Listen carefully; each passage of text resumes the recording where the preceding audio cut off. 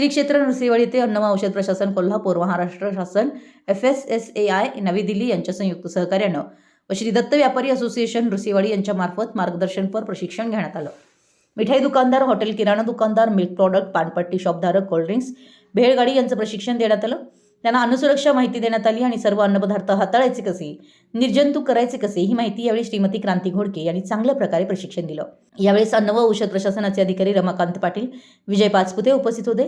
यावेळेस दत्त व्यापारी असोसिएशनचे अध्यक्ष अनंत धनवडे, उपाध्यक्ष शशिकांत पुजारी व दादा गवळी, प्रदीप धनवडे, दयानंद कुमठेकर हे उपस्थित होते. बासुंदी चक्का दुकानदार सुशांत गवळी, गौरव गवळी, अश्विन गवळी, अमित गवळी, संदीप जिरगे, योगेश गवळी हे उपस्थित होते. यावेळेस सारंग चव्हाण, सारंग बावलेकर, परमानंद झुनकी, महेश मुळे, बाहुबली हिंगणगावे यांचं सहकार्य लाभलं.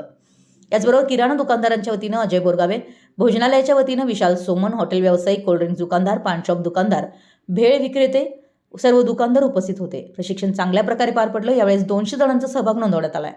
या सर्वांना फूड हाताळणी प्रशिक्षण सर्टिफिकेट देण्यात येणार आहेत. सर्वच दुकानदार यांना हे सर्टिफिकेट दुकानात ठेवणं बंधनकारक असणार आहे. शेवटी सर्वांचे आभार श्री दत्त व्यापारी असोसिएशनचे अध्यक्ष अनंत धनवडे यांनी मानले. मराठी एस न्यूजसाठी नृसिंहवाडीहून संदीप अडसूळ.